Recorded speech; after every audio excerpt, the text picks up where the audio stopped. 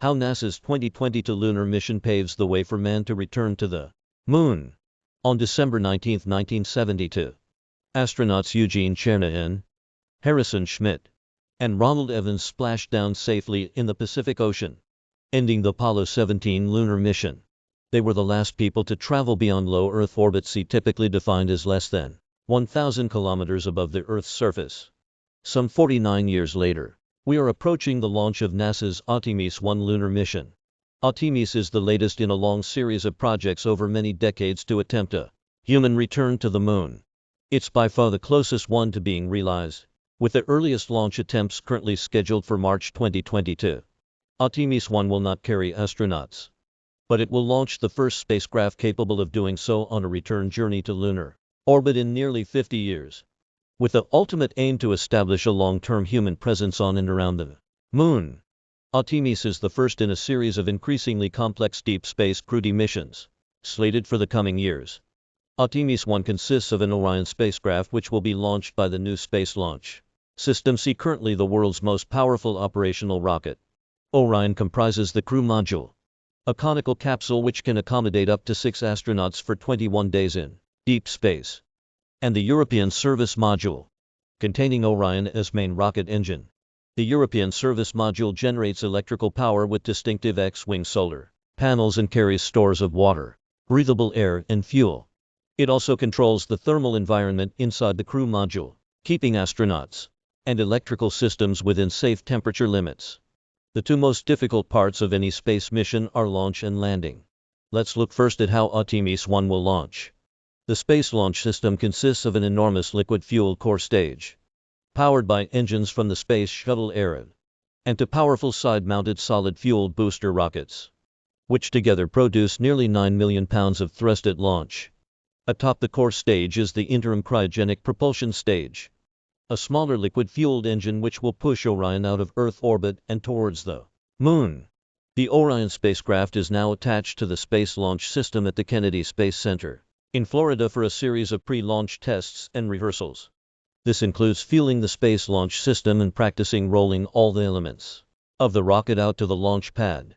Although the Space Launch System has never been flown before, the Orion spacecraft has been tested in space once. This was also without astronauts, back in 2014. While this test flight traveled beyond low Earth orbit successfully, it didn't go all the way to the Moon. Objects returning to Earth from the Moon are traveling considerably faster when they encounter our atmosphere than objects falling from low Earth orbit. This generates very hot temperatures. So one key objective for Artemis 1 is to ensure that the thermal protection on Orion can withstand this ferocious heat of reentry into the Earth's atmosphere. On returning home, Orion will be traveling at 25,000 mph when it reaches the top of Earth's atmosphere and must withstand temperatures of 760. For comparison, a spacecraft returning to Earth from the International Space Station in low Earth orbit is typically traveling at speeds of 17,000 mph and encounters temperatures of roughly 1,900. Artemis 1 will launch from the Kennedy Space Center into Earth orbit, whereupon the core stage of the Space Launch System will detach, and the interim cryogenic propulsion stage will ignite, sending Orion on its way to the Moon. After a voyage lasting several days, Artemis 1 will swoop down to just 100 kilometers above the lunar surface, fire its onboard engines and enter a distant retrograde orbit around the Moon, which will carry it out to a maximum distance from Earth of some 430 kilometers. From such a distance, the Earth would appear to an astronaut to be about the same size as the nail of your little finger held at arm's length. This will be the greatest distance from Earth ever reached by a human-capable spacecraft. The current record holder is the 1970 Apollo 13 mission, which was forced to abort a moon landing after an explosion in one of the spacecraft's oxygen tanks. During this period, engineers will test Orion's System C, such as its ability to retain air pressure and radiation levels inside the crew capsule. While Artemis 1 is primarily about ascertaining Orion's viability for future crew missions, cameras at the ends of the European Service Module solar panels should provide breathtaking images of Orion in space, with the Earth and Moon as a backdrop. After 6 days in lunar orbit, Orion will perform several more engine firings and another close lunar flyby before beginning its voyage home. Exact timings of the flight will depend on when Artemis 1 is launched.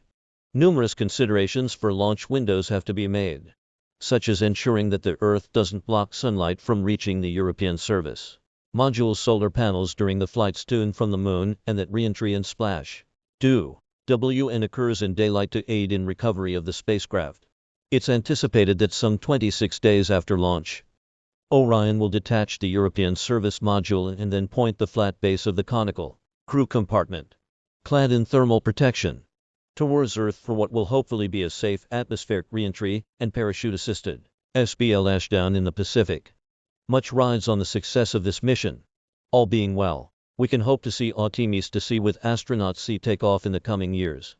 Article by Gareth Dorian, postdoctoral research fellow in space science, University of Birmingham, and Ian Whitaker, senior lecturer in physics, Nottingham Trent University. This article is republished from the conversation under a Creative Commons license. Read the original article.